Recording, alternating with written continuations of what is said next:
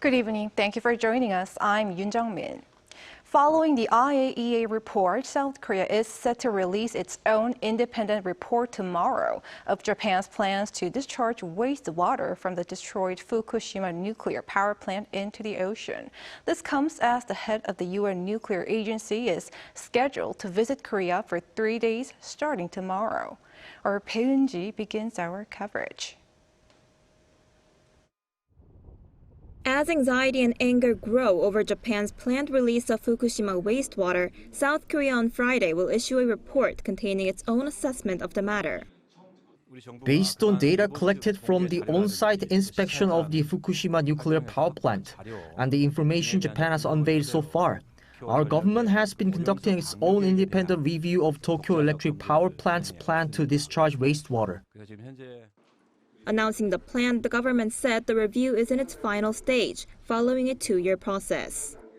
It's expected to include the South Korean government's overall assessment of the discharge plan, as well as some suggestions for Japan.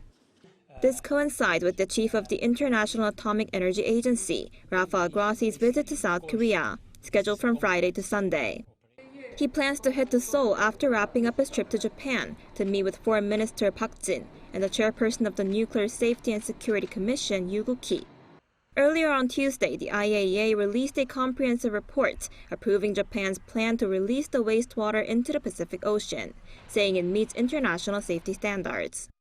And as the Japanese government seeks more support from neighboring countries, the leaders of South Korea and Japan will likely meet next week. The presidential office said Thursday that it's working with Tokyo to arrange a meeting between President Yoon Suk-yeol and Japanese Prime Minister Fumio Kishida on the sidelines of the NATO summit in Lithuania. A senior official from the presidential office said if the meeting does take place, the two leaders are expected to discuss the Fukushima wastewater issue. Bae Eun-ji, Arirang News.